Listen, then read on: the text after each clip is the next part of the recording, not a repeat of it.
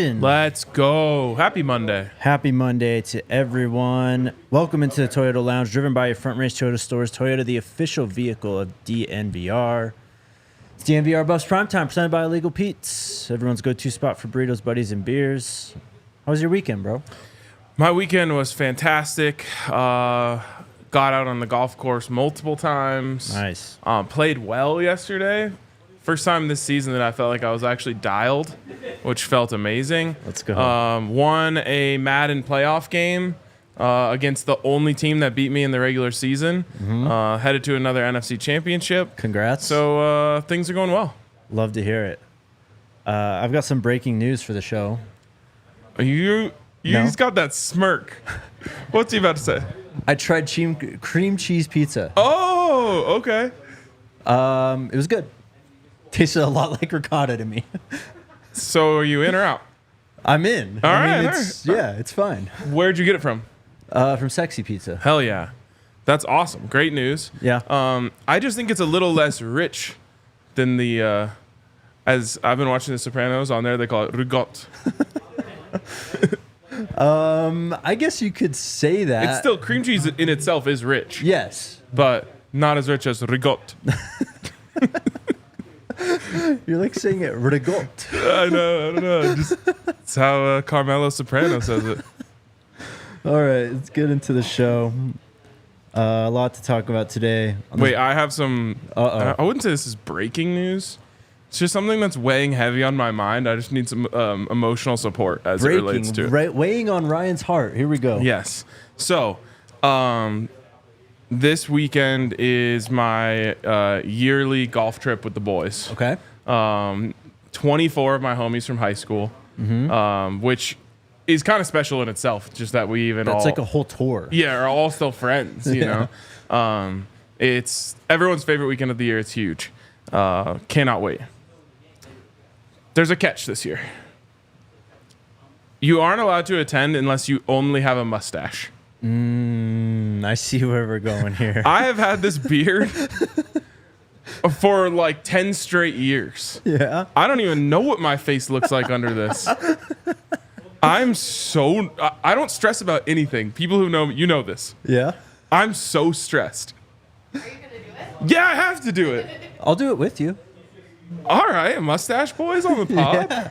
Let's go. When is this? I have to be mustache only by Thursday morning. So Wednesday show.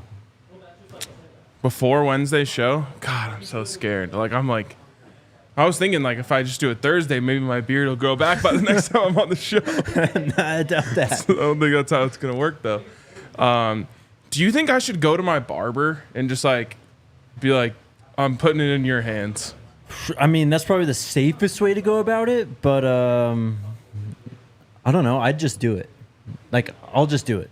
Okay. I don't know. It's weighing heavy on my heart.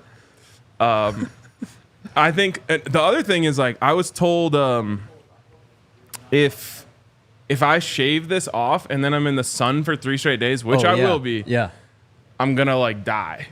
So then I'm maybe I don't take it all the way down to the skin, you know? Yeah, like a one guard on there, yeah. Yeah, I just need you guys to tell me you'll still love me if I look weird with a mustache. Ray says shave it off live. Is that how we start the show on Wednesday? That's not bad content. That isn't. That's not bad content. Not a bad idea there. That at least, will, I don't know, get me some clicks out of the deal. Think about rather the clip. than just embarrassment and sadness. Oh, the clip will go crazy on Twitter. I'll tell you this for all of the people who are saying don't shave the beard. I can't be that guy.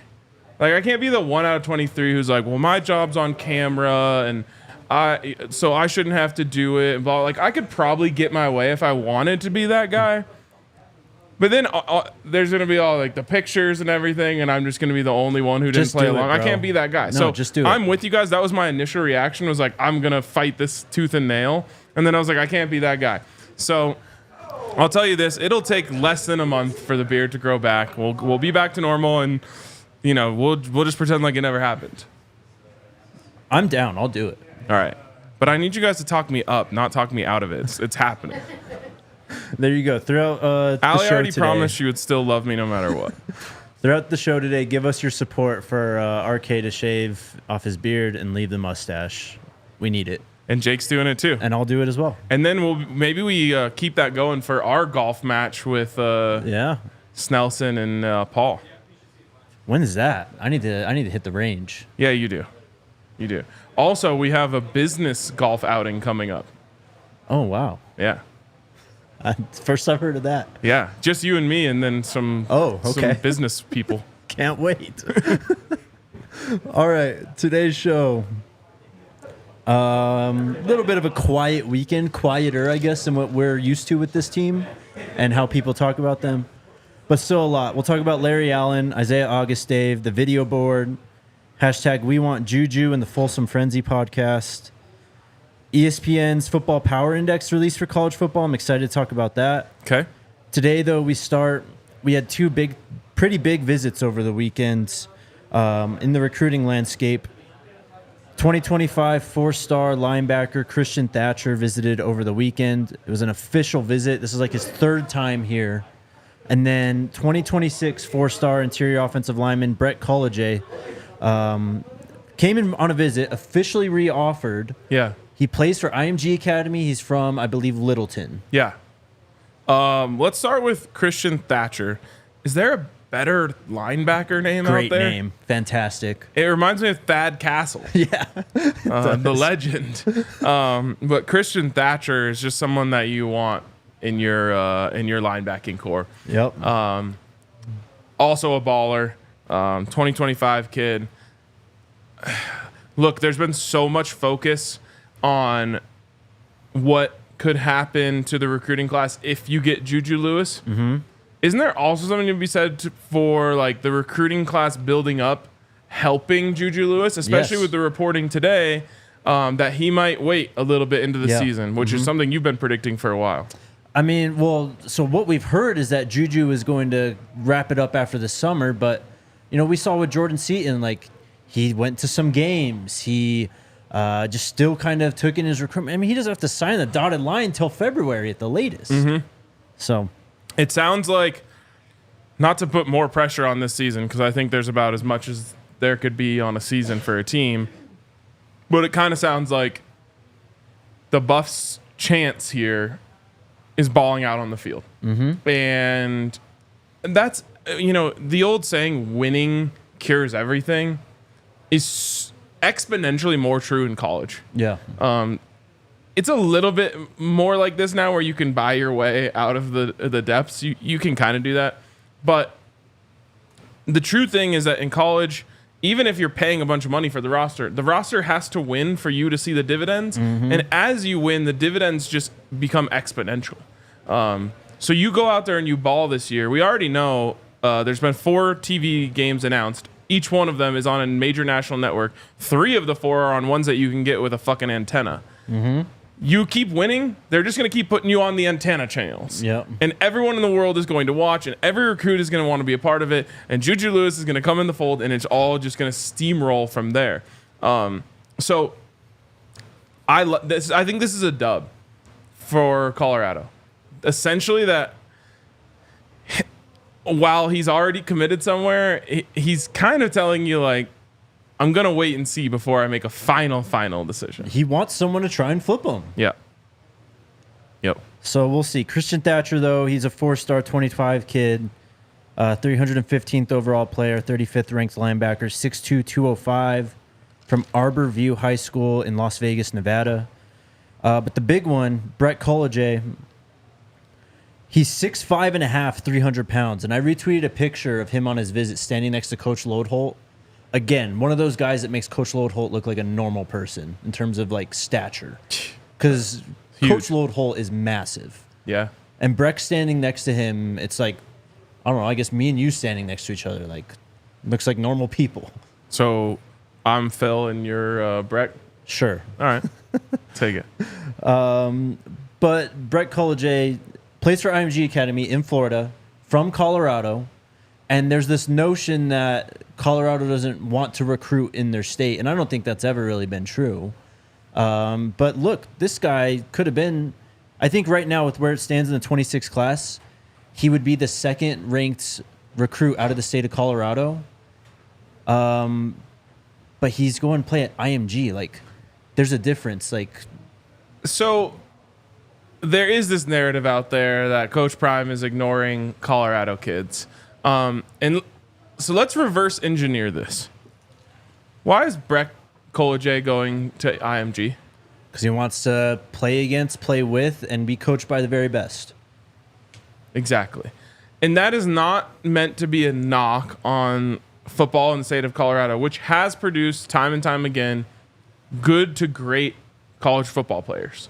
And they do exist here. But in the current era of sports, everyone is looking to become more specialized, have higher training, better training, more experience, better competition, because you're being judged on things that you can't exactly control. My point on this, though, is Coach Prime and the staff at Colorado is recruiting everywhere. If there's a great player, they will find them. And this guy is being recruited, whether he's from Colorado, Florida, Tennessee, Georgia, California, Oregon. It doesn't matter.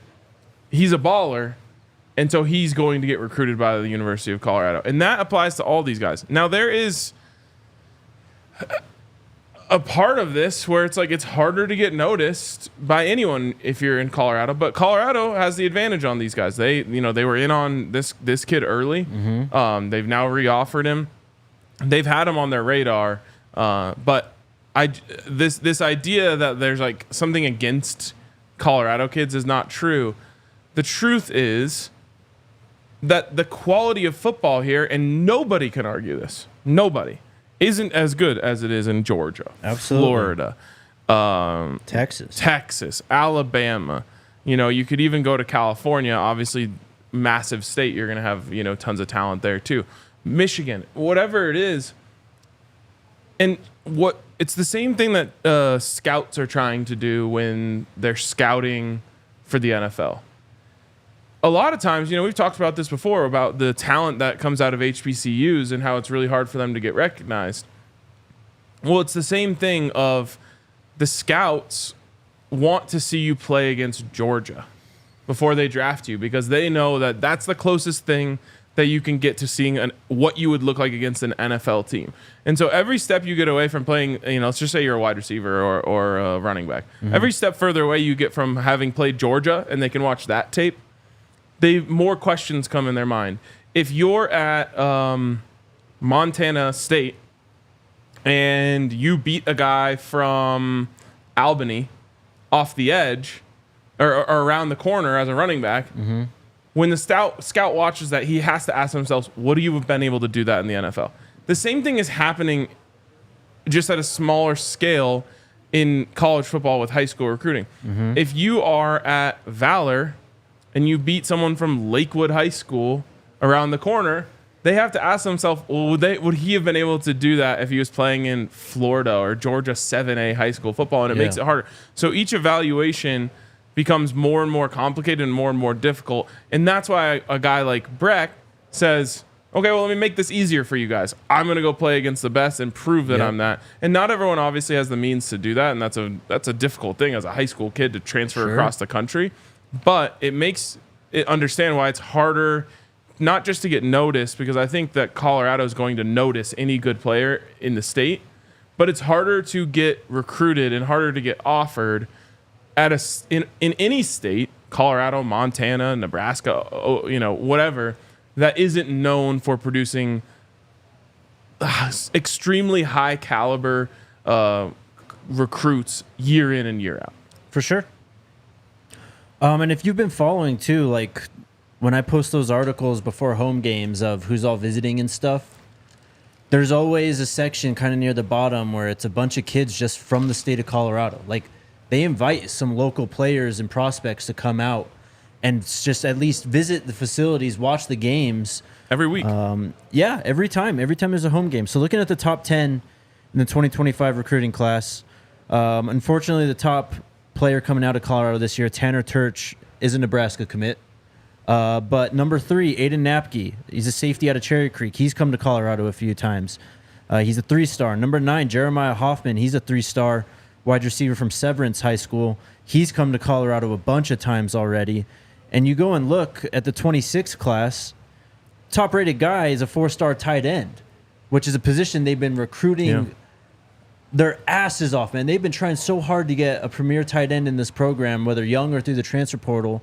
Hasn't happened yet. This could be the guy, though. Camden Jensen out of Heritage in Littleton. He's a 4-star tight end right now. That's the top 26 recruit out of Colorado. Awesome. And like I said, it's never about where you come from. Mm-hmm. Obviously, Coach Prime likes players from Florida because he understands the environment. He grew up playing in that.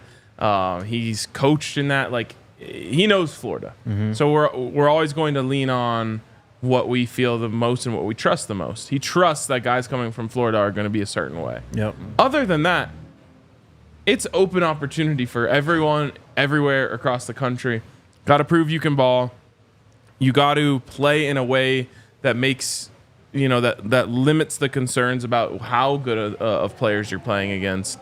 But this idea out there that, Coach Prime is actively ignoring or has something against players in the state of Colorado is just wrong. Yeah. But it's, it's a balance because there is guys who get found here all the time that are gems. And you should have the advantage of finding them. It's always painful when Colin Klein ends up going to New York playing quarterback at Kansas State while Colorado was in the absolute depths of not having a good quarterback for 20 years or a top tier quarterback like that. It hurts Christian McCaffrey. Obviously they recruited Christian McCaffrey, but it hurts when, he goes to Stanford and, does what he does. Should have won the Heisman. That stuff is painful. And so you want to land those guys you want. There are 3 stars in Colorado who are going to go on to be stars at programs. So you just want to nail those ones. But you also have to lean on your staff, your scouts, and your gut to tell you who those guys are and who they aren't. Because giving a scholarship to a guy who isn't it, just because you want to build a pipeline to, a high school, can hurt you. Yep. Only thing I'll add with Breck Kolojay, obviously from IMG, I retweeted a picture of him with Seat and Cash Cleveland. So it was mentioned in the comments already too. The IMG pipeline, we believe it's real. This would be an even further enforcement of that if Breck Kolojay ends up coming to Colorado. Oh, yeah. All right. Let's take a break. And shout out to our new friends over at Vestable. Really cool new app that allows you to invest in some of your favorite players and make money alongside them. Vestable is a first-of-its-kind investment app. You can invest in an athlete's career and get paid a portion of the athlete's income throughout it for doing so. The first athlete they've launched with is Denver Broncos outside linebacker Baron Browning, a guy who has had some promising games in his career, has dealt with a lot of injuries and other stuff, position changes, but he's coming up on a big contract extension. And he balled last year. He did ball out last year. If he plays that way again this year, he'll have a pretty monster extension coming his way, and you can get in on that at Vestable. Baron's IPO is live right now. Shares are available for purchase, but they are limited. So go download the Vestable app now and invest. VESTIBLE. I just think this is a cool thing to be on the ground floor of. Mm-hmm. Even if you buy one share, just to be like, I actually was in on the first version of that. Mm-hmm. It's a cool thing. Also, shout out to Bet365. Another way to bet on your favorite players. This one, maybe a little more straightforward and a little more. It's been around for longer, but it's the same idea. Yep. You believe in someone. You believe in what they're going to do on a given night or a given season. You can bet on it over at Bet365, and to me, that's the most fun thing because all of us sports fans feel like we know sports the best. Yep. And we feel like we know what's going to happen in the game before it happens, and you get to put that knowledge to the test. So you want to watch the NBA Finals and say that you think Luka is going to go for a triple-double in game 1, which not a bad bet in my opinion. Yeah. You can bet on it over at Bet365. So get on down to Bet365. What happened to my? There it is. And place a bet of $5 or more and get $150 in bonus bets. Of course, you must be 21 or older, physically located in Colorado or another place where it's legal. Please gamble responsibly. If you or someone you know has a gambling problem and wants help, call or text 1-800-GAMBLER. All right. This is what I'm most excited to talk about today. Is ESPN releasing their college football power index. These are the numbers that run all those simulations for ESPN. They're, you see them all the time. Percent to win the game, percent to win the conference, percent to, advance to second round of the playoff, whatever it is. A lot of them come from this. Last year, the Buffs, I think I only have season-ending stats. Okay. Not where they started, but RC did put out a tweet on Buffs about this stuff, and he said FPI had CU 95th this time last year. Okay. They ended the season at 77. Okay. Of course, 4-8 record last season. This year, in the preseason rankings, FPI, they're 36th in the country, just outside the top 10. Wow. What a big difference. Mm-hmm. From, what'd you say, 95th this time last year to 36th. Yep. And people still have their hands over their eyes saying that Coach Prime hasn't done anything. It's crazy, man. And honestly, this is only a glimpse at it. This is a rough estimation. I think that it's entirely more possible the team is better than this projection than worse. Easily. Yep. You have Shedeur and Travis, obviously, but just the fact of all the transfers they've brought in, and stuff, you can't quantify that stuff. That's stuff that you just see on the field, and then you can try and make a guess on that week after week until the end of the season. Then you look back, and then you really know at that point. Yeah. So they put out a whole article breaking this down on ESPN.com from Neil Payne, and of course, there's a whole section on the Colorado Buffaloes. It says, along with a season forecast of 6.3 wins, that might not be to Coach Sanders' liking, but by rising from 77th in the FPI in 23, the Buffs are projected to be the second most improved team in the FBS, trailing only Stanford, who went up from 106 to 59. Wow. Colorado should benefit from a slightly easier schedule in 24.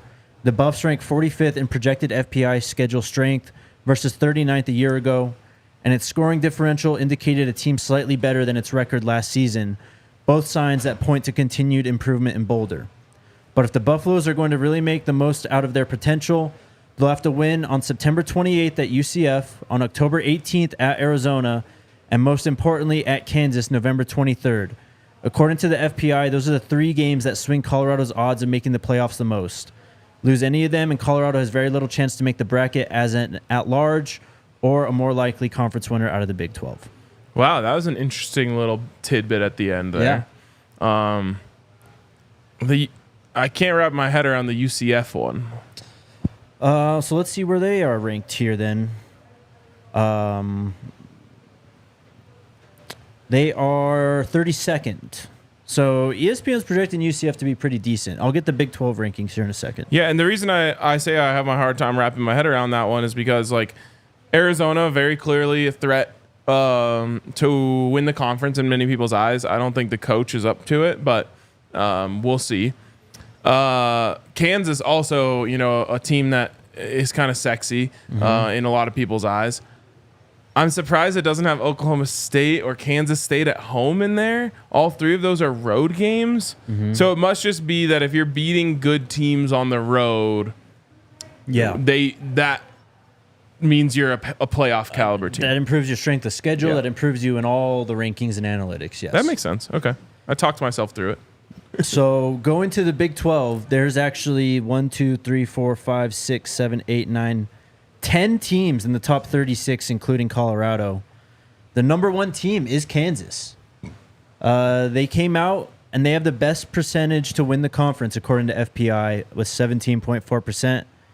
Kansas State right behind, they're 22nd in FPI. 16% chance to win the conference, and Arizona is 24th with an 11.5 chance to win the conference.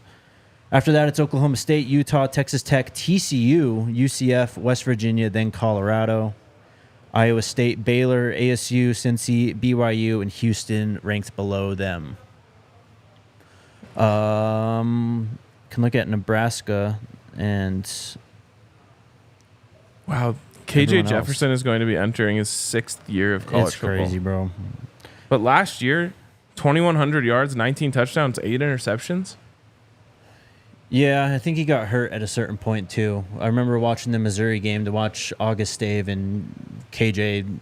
Great run. Runs for 20-plus yards. Gets popped out of the game. Hate to say it. Nebraska's ranked 41st on this. They're projecting 6.5 wins for the Cornhuskers. So right around the same. Right around the same. Colorado State, 105th. Projected Tough. 5 wins. Tough. No, North Dakota State. I don't know. Anyone else you care about? I don't care about anything but the Tide. I'm just kidding. Tide are number 5. The top 5 are Georgia, Oregon, Texas, Ohio State, Alabama. In terms of winning the national championship, your odds-on percentage favorite is going to be, I believe, the Georgia Bulldogs. 21%. That's massive. Who's Oregon. number 2? Oregon. I know. Okay. I agree. There's no way Oregon wins the Big Ten in their first year there. They're not winning the Big Ten. No. They're not. I agree. No, it's not going to happen, man. And I think that, look, you got to factor the travel in with all that, too. That's what going I to mean. play a role. There's all this stuff. No experience in those stadiums. Not understanding nearly as well the styles and personnel of the other teams. I mean, a team like Michigan or Ohio State, they play these guys every year. Even Penn State, they know all of the coaches who have been there for time. They've played in all these stadiums. None of the players. There's just the travel. They're used to it. They know where they're staying. They've been there. Like, I don't know. I don't think with the way that conference has true blue bloods, I think it would be shocking for them to walk in there and win it. Yeah. With Colorado, who I think does have a chance to win the Big 12, there's no one. If Texas or Oklahoma were still here, I would be saying it's going to be really hard to go and surpass one of those teams that knows this conference has been dominating it for years. Yep. Now it's a clear toss-up. Those two left and just left the ball out there in the middle of the field. It's everyone's chance to go run and grab it. Ohio State and Michigan have been running things in that conference for a long, long time. I would be shocked if Oregon walks in and just takes the crown from them in year 1. I agree. Michigan, the 4th-ranked Big Ten team. If the same thing were true and Ohio State and Michigan went to the SEC this offseason and they brought in, I don't know, Central Michigan and Kent State, I would be saying, like, yeah, I'm pretty sure Oregon's going to walk in and win the conference. Right. They're high on Notre Dame. A lot of SEC teams here in the top, 20, 25 or so. I'm honestly, this is probably 10 to 12 teams from the SEC in this. Not much ACC representation, so. And I also do think Colorado is going to face some of those challenges of just not. Sure. But they have also overturned the whole roster in the last 2 years. It's not like, the Pac-12, they dealt with the Pac. Basically, those players were dealing with the same thing in the Pac-12 of first-time experience against a lot of these teams. And I think it's something they're going to have to overcome of a Kansas and an Oklahoma State and a Kansas State. Yeah. I think it's kind of huge that you get, let's see, who has the best atmospheres in the conference. Oklahoma State probably has the best remaining atmosphere in the conference. West Virginia? Not Colorado. Yeah, West Virginia's a good one, but you don't have to go to West Virginia, do you? Not this year, no. Yeah. You don't have to go to Stillwater. You don't have to go to Manhattan. No, not yet. Obviously, UCF's atmosphere has been very hyped up, but that, to me, that's not like a, I don't know. It's not a blue blood type of definitely. No, you're right. College football atmosphere. And so you kind of got a nice break from that. What's the toughest road game atmosphere wise? Well, Other than Nebraska will be tough. for the Buffs, you mean? Yeah, I'm just thinking of the crowd that they're going to see, not necessarily the quality of opponent. I mean, UCF, I mean, Nebraska, of course, but UCF has to be up there for in-conference, I think. Okay. Kansas is playing at Arrowhead. It's going to be dry as hell. Arizona, I don't think. No, God, no. Arizona can't. I don't even think Arizona can put as many people in their football stadium that they put in their basketball stadium. That's crazy. Looking through this, Texas Tech will be pretty lit. Yep. That's a really good one.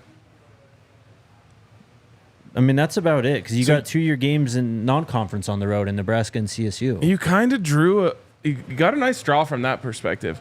I always talk about how I think if I had it my way, I would take the easiest, not all of the easy games, but an easier home schedule, because I want to make sure I'm winning those ones. And then, you go on the road and try and pull off an upset. But from adjusting to the conference standpoint, I think they got a good break this year, not having to go to any of those really good teams on the road with a crazy atmosphere. And I think you only go into the Eastern time zone once with UCF. I don't think we'll see what happens in Fort Collins. They've obviously never had any fans in their stadium, so no one knows what that atmosphere looks like. But it's going to be, like, in terms of the energy, it'll be hostile. Yeah. There's been a lot of people making predictions on the split of the fans. I truly have no idea. Yeah. Truly have no idea. I'm interested to see. You won't go to a tougher environment, though, than you'll see in Nebraska. So you get that out of the way right there early in the season. 90,000 strong. And everything else will feel kind of easy from there. I agree. Really just last thing to put a bow on all this, just because I've been thinking about it over the last week or so, and all these people and everyone who has an opinion on this team and says they're going to be terrible, they won't miss a bowl game. It's just, I feel like I would bet an outrageous amount that this football team is much better than the public thinks, than it is much worse than I think it is. Easily. Oh, yeah, I see what you're saying.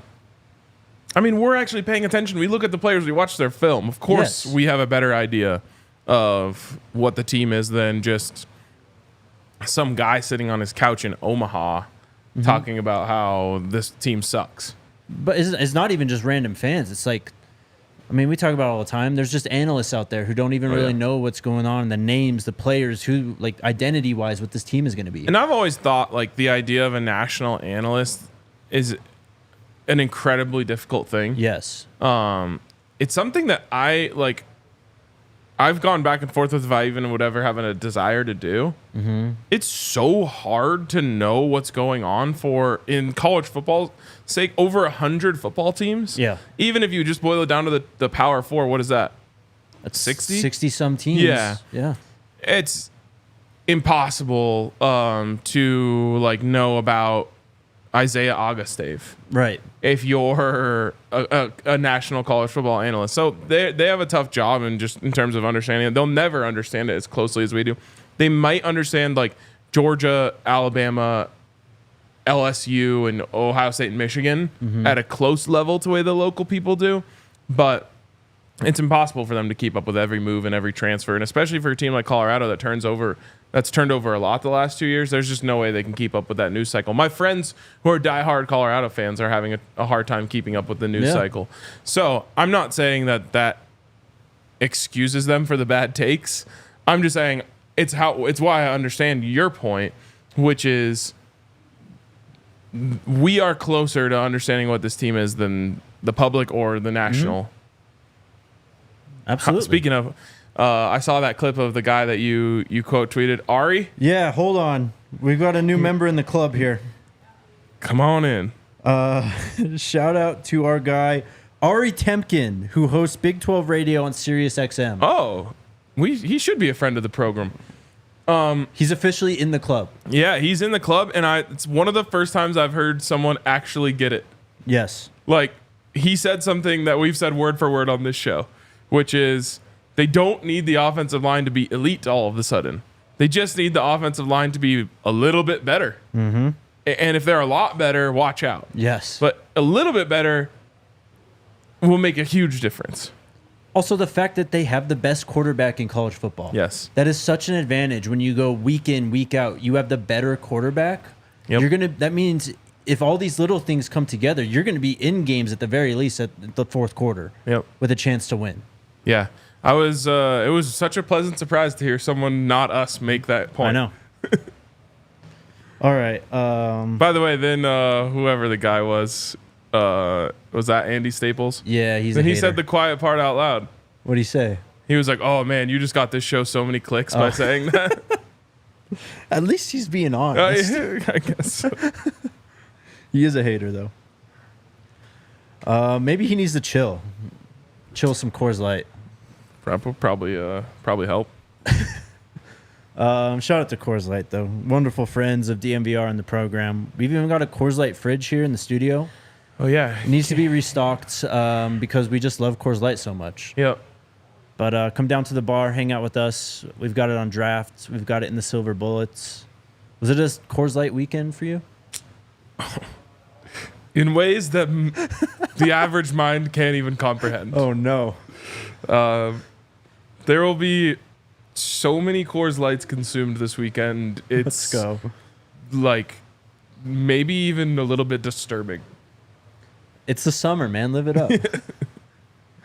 Coors Light's the GOAT, man. Best beer to chill with. Make the most out of the times you choose to chill. Choose Coors Light. Get it delivered straight to your door with Instacart by going to CoorsLight.com/DNVR.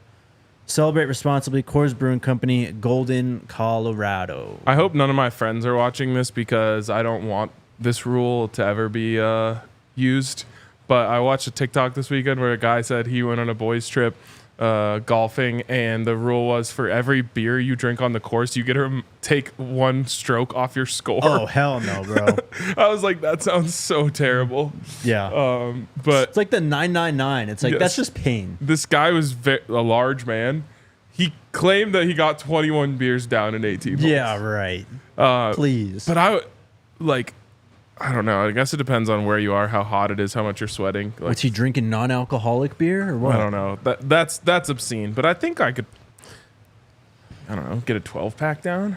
Man, I have like a tall boy on the course, and I'm like, whew. Anyways, shout out to Factor Meals. Factor is awesome. To me, one of the hardest parts about staying true on a diet is having food ready. Mm-hmm. If you don't have food ready, it's so easy to just be like, you know what? I'll just order that, or I'll just swing by Taco Bell, and that's how you get knocked out of your routine. Yep. So Factor sends these meals to your door each week, prepared. They don't even go in the freezer, which I love. Yep. Straight to the fridge, and then they're ready to go the second that you get them. So head over to Factor Meals. They can curate a package based on the diet that you're looking for. I do the keto ones. They work great for me. But head over to factormeals.com/DNVR Buffs 50. That's DNVR Buffs 50 to get 50% off your first box, which is sick, and 20% off your first month at Factor. That's code DNVR Buffs 50 at factormeals.com/DNVR Buffs 50 to get 50% off plus 20% off your next month while the subscription is active. Check them out, guys. It's really, really great stuff. Yeah, they're awesome. All right, a few more things. That was a high pressure ad read. Yeah, you had The whole a lot sales of eyes. team walking through here. Well Had to done, though. deliver. Well done, though. A few more notes before we get out of here and get to questions today. With that, get your questions in the Toyota chat now. Hashtag we want JuJu. This is really just our friends at the Folsom Frenzy Podcast. Yeah. Let me pull up the tweet so I can get this right. But they have they're selling some merch. They made a dad hat that says hashtag we want JuJu on it in gold lettering. And they tweeted out 100% of the podcast profits from this hat sale will go to the CU NIL Collective. So you get to support JuJu, the movement, Colorado, and the NIL Collective, and another podcast, friends of the show. Love it. Awesome. This is just the type of stuff that only Colorado is doing. and I love it. Our fan base is like really rising up to the challenge. Yep. What's going on here? Obviously, we've talked about rising up from a financial standpoint. These guys obviously contributing to that, but I just think it's such a cool thing the way that CU fans are rallying around this. Not to get like one sentimental and two put any negative vibes out there, but like regardless of what ends up happening with JuJu, I feel like the fan base has leveled up in this recruitment process Easily. and hopefully you get him and we're able to capitalize on the momentum for the next person that's like JuJu, a 5-star at such an important position of need. But regardless, like everyone should come away from this being like, we're really good when we rally together. So shout out to the Folsom Frenzy guys taking the lead on that. More information to come about how we're going to give JuJu a true Buffalo's welcome. This weekend also started his summer official visit schedule. He went to Indiana, spent the weekend there. I believe next is Auburn. It's Auburn or USC next. Okay. And then it's the other one after that. And, of course, Colorado last for the 21st of June. What did you think of the guitar pictures from Indiana? I was trying to think. I was like, what's the connection here? Because I was like, I don't know. Rock and Roll Hall of Fame's in Cleveland. Right. I don't know. Is that like a Kurt Signetti, just like Rock old star. white You're going to be a dad rock thing? star, young man. Something like that? Yeah, I don't know. I mean, I'm not saying they didn't look cool. I was just like, what's this guitar doing here? The one with the guitar, like he's holding it like an actual axe, is pretty cool. But yeah, when he's like holding it like a guitar, Does he play guitar? I doubt it. I really doubt it. What are we doing? The video board looks very, very close to completion, man. Wow. Yeah. Snelson, if you're watching, or anyone on the creative team, can we get some college football 25 Yep. runs in Let's on go. the new video board once it's finished? Please. That'd be incredible. I'm so hyped for this. Where would you sit to play that? Like down on the field might be too high up of an angle. Like in those seats on the opposite sideline on the north Is that side? too On their far? north I guess we'll end find zone? out. That'll be the true test. Like if you could play a video game from 200 yards away, then that's a great feather in the cap of the video boards. I'm hyped about this video board, though. I love the outside video boards it has because it feels like you can create like an atmosphere like outside Wrigley almost, you know? Where people stand out Yeah. there watching. That would be sick. Because all these home games, as long as Coach Prime is here, is going to be sold out. Such a great So point. the next best thing is probably just to go outside the stadium, watch the game from there. Could you imagine if because obviously now student tickets are limited. Yeah. Could you imagine if that was the thing? Like the students that couldn't get into the game just rallied around out there and watched it and, partied out there? Yeah. That would be electric. What a scene. Next thing, I sent you a tweet, Alyssa, if you could pull up a picture. So the guys this weekend went to a camp, I want to say Erie was where it was. Oh, yeah, I saw that. Yeah, it was Erie. It's kind of hard to see. If you want to zoom in a bit, though, on the very, very, very right, that's Nakai Hill Green. The guy in the white next to him, you know who that is? No. That's Isaiah Augustave. Okay. He's here. He made it already. You're talking about one in from Nakai? The guy in the very right is Nakai. The guy that Alyssa's cursor was on, that's Isaiah Augustave. It's a large man. That is a big man. Yeah. Oh, that's a running back. Whew. Yep. Okay. He's here, though. Well, welcome. Are you sure it's not Augustave? I'll have to hear him introduce himself in front of the team. That's true. That's true. Last thing I've got, rest in peace to the GOAT Larry Allen, who passed away, I believe, over the weekend, tragically on a vacation with his family in Mexico. Ugh, that's terrible. Yeah, but obviously one of the greatest football players of all time. Yep. Kind of revolutionized the guard position, showed that you can be an impact player at that position, was a massive part to Coach Prime and the Cowboys' success in the 90s. So rest in peace to him. Yes, rest in peace. And thoughts with his family. Yeah, Brandon Davis Swain's on the very left, too. He is massive. Yeah. No one's talking about that. Mm-hmm. I mean, I don't know. We do this so often, but it's crazy, isn't it, though? like everyone wanted to say something when they were small. Now all of a sudden it's just silent. Yeah. Whatever.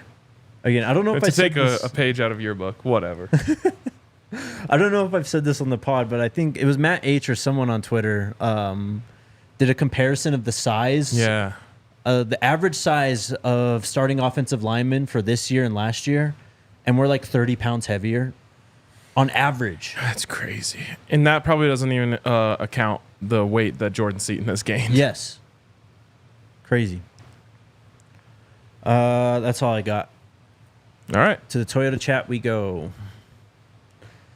Brian asked, do you Twitch your Madden games? Would love to watch. Yeah, so it's kind of interesting the way it works. Probably not the best for the average viewer experience, but what it is the away team has to stream. So like I'm playing in the NFC Championship tonight, most likely, and my opponent will be streaming it. So that makes it a little tougher, but maybe I'll stream it too. Just tweet out the link, bro. All right. I'll think about it. I will say we're going to be doing a lot of Twitch stuff and just gaming stuff in general when CFB 25 comes out. Yeah. Cannot wait, bro. That's the most excited I've ever seen you be. I am so hyped for this game. Unbelievably hyped. Yeah, me too, man. It's just flashbacks to that summer of 2013 when I was waiting for 14 to come out, whatever it was. Mm-hmm. And just seeing all the new recruiting stuff and be like, oh, I can't wait. And the hours I spent on that game. Literally, I might have to do shows from home in late July. I don't know how you're going to get me away from my console. It's gonna be tough. I'm interested in this directional defensive switching thing. Yeah. It sounds very difficult, honestly, but the people who master it are going to absolutely crush on defense. Yep. At the same time, being able to choose the exact distance of any route you want feels like such an insane advantage for the offense. I mean, it's just how it is, though, like in real life, too. Of course it is, but there are certain times where you like have a let's just say 5 yard out. Mm-hmm. And you just know that flat defender is going to cover it. And you kind of have no choice but to just use it as a clear out. You're like, okay, well, he's going to take that. And then now it's like you can just move it to 13 yards and get it behind him. Yeah. And there's a new throwing, like, it factors in like touch that's and where loft of the ball. That's where I'm going to crush. I cannot wait, man. I'm so hyped. I can't wait either. Talking Buff says, JuJu don't come to us, then who are we getting? Obviously, we don't know. I would say there's a very good chance that it would be a high-profile transfer at that point. Mm-hmm. Next, Janetra says, hey, DNVR, are you concerned about JuJu's comments to On3 about playing in CU's conference versus SEC/Big Ten? What do you think Coach Prime's answer is to this concern? I didn't see the quote, to be completely honest. Certainly not the most encouraging quote I've ever heard. First of all, he mentioned the Pac-12 at first, and then was corrected to the Big 12. But then said, obviously the Big 10 and SEC is the toughest competition, and I want to play against the toughest competition. What I would say is that the meat of the Big 12 is just as good, I think. The top tier programs like Alabama and Georgia are obviously a step above anything in the Big 12 currently, and same thing with Ohio State, Michigan. But other than that, I don't think there's a concern. Like, well, let me put it this way. NFL teams aren't worried about the competition level in the Big 12. No.